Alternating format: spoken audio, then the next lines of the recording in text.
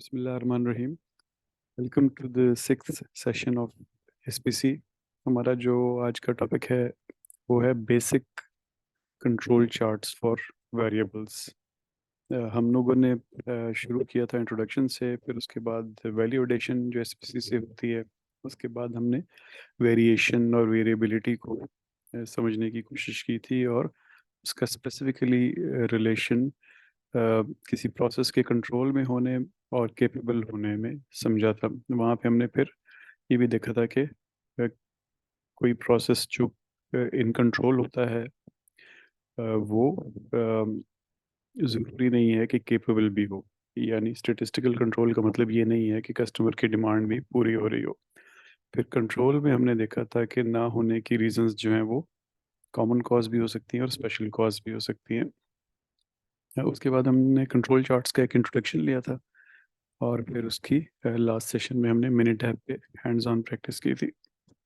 आज हम will move on to specifically those control charts which are for variable data.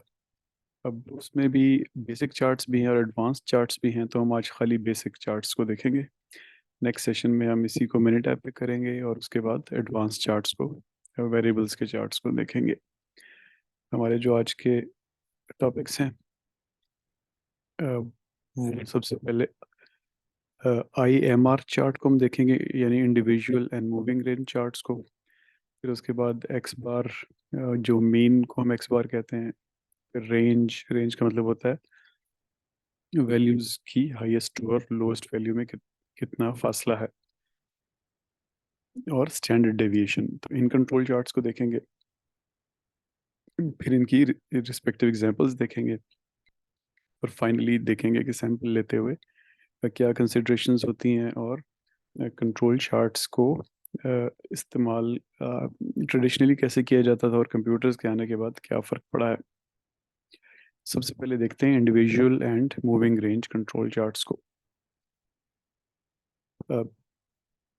Data basically हमारे पास दो types का होता है।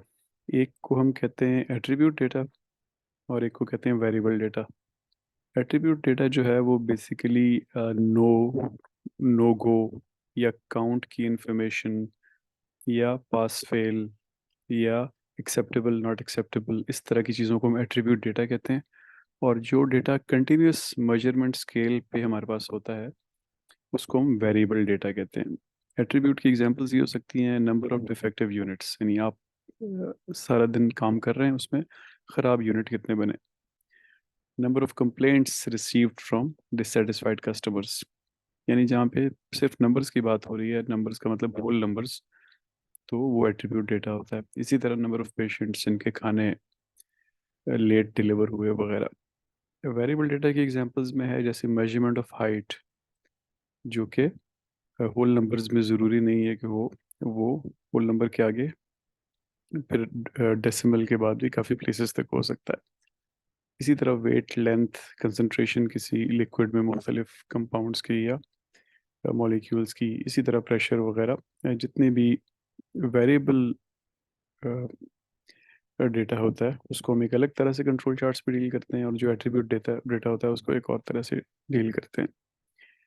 ये जो individual and moving range control charts हैं, इनको हमने, जब हम एग्जांपल कर रहे थे पिछली दफ़ा प्रैक्टिकली मिनट ऐप पे, तो हमने एक IMR चार्ट ही देखा था, individual and moving range chart ही देखा था, लेकिन डिटेल में नहीं गए थे। तो आज हम उसको ज़रा डिटेल में देखते हैं।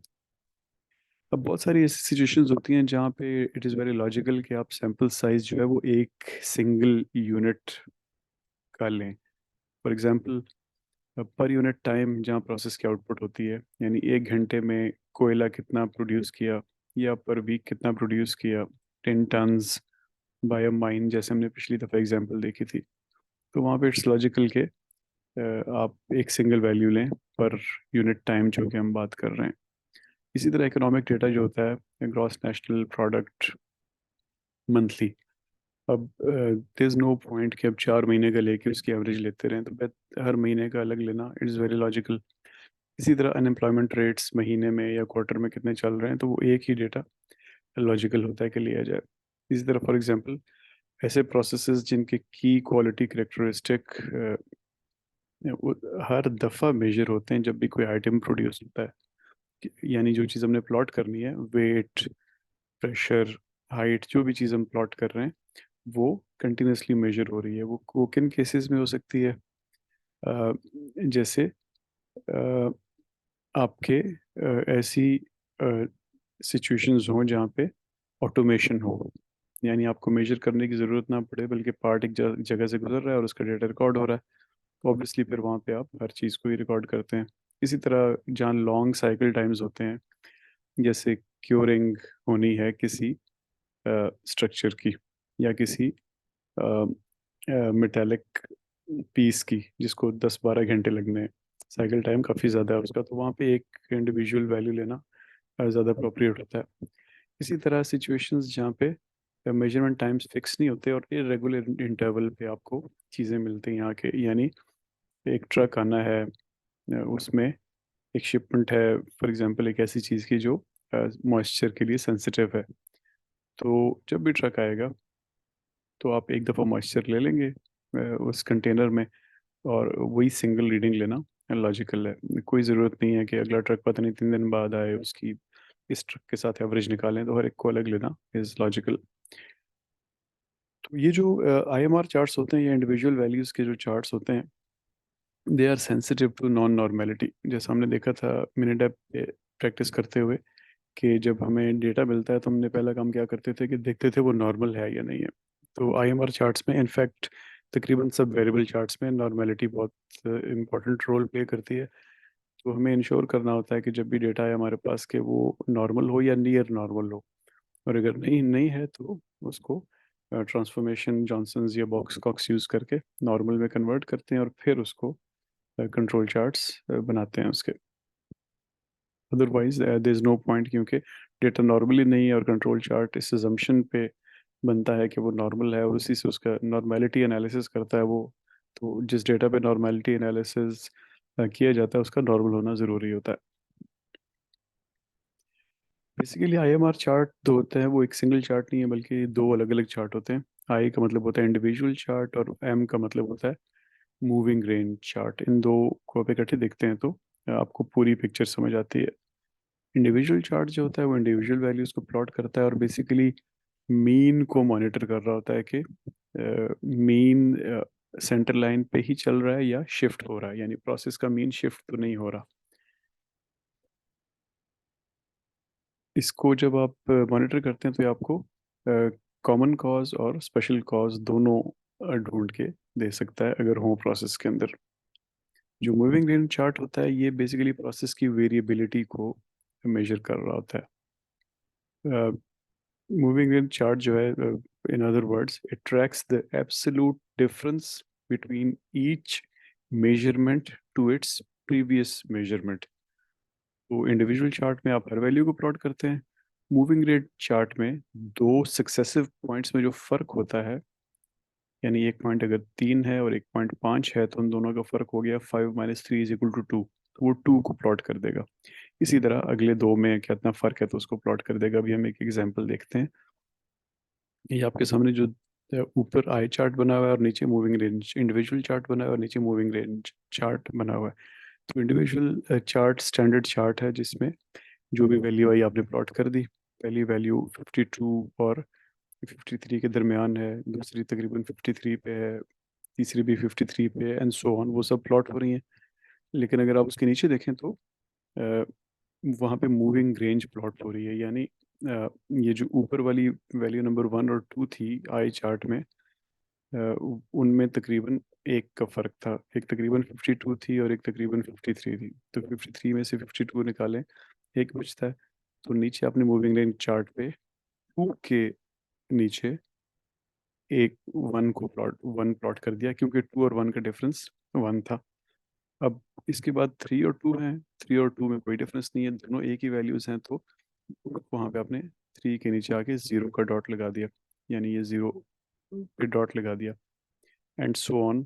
यानी 3 और 4 में फिर आप देखें तो 2 का फ़र्क है, तो वो हालांकि वो नीचे आ रहा है, लेकिन यहाँ पे एब्सोल्यूट फ़र्क हम देख रहे हैं। एब्सोल्यूट का मतलब होता है कि उसका पॉजिटिव या नेगेटिव साइन नहीं देख रहे, जस्ट डिफरेंस को देख रहे हैं और उसको प्लॉट कर रहे हैं। तो इस तरह ये जो हम प्लॉट करते हैं सारे के सारे डिफरेंसेस या मूविंग रेंजेस, इनको हम एमआर चार्ट कहते हैं। अब ये एमआर कंट्रोल चार्ट्स जो होते हैं, इस जो हम देख रहे हैं, ये हमें बता रहा है कि जो ऊपर वाले चार्ट में या इंडिविजुअल चार्ट में हमें बहुत सारी स्विंग नज़र आ रही है, इसकी कोई प्रोसेस पे बड़ा इम्पैक्ट नहीं है और प्रोसेस इन कंट्रोल है।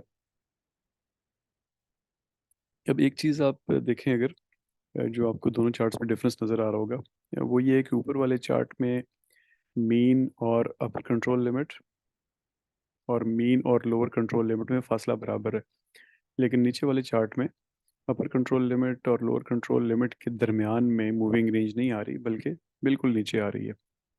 इसकी वजह ये होती है कि मूविंग रेंज तो एब्सोल्यूट वैल्यू है ना, और उसकी जो मैक्सिमम पॉसिबल वैल्यू तो कहीं पे भी जा सकती है, लेकिन मिनिमम पॉसिबल हमेशा ज़ीरो ही होगी।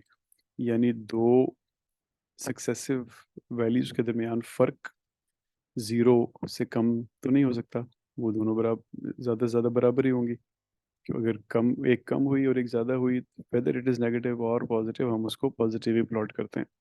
तो इस वजह से मूविंग रेंज की जो लाइन होती है वो सेंटर में नहीं होती, बल्कि वो usually depending on your process वो लोअर कंट्रोल लिमिट के करीब होती है। इस केस में अगर आप देखें तो इन्होंने लोअर कंट्रोल लिमिट को ज़ीरो पे सेट किया हुआ है, क्योंकि ये लोएस्ट पॉसिबल वैल्यू है। हो सकता है कि आपको ज़ीरो ना चाहिए हो, बहुत से केसेस में सक्सेसिव वैल्यूज़ अगर एक जैसी नहीं आती तो फिर ज़ीरो टच नहीं होता है।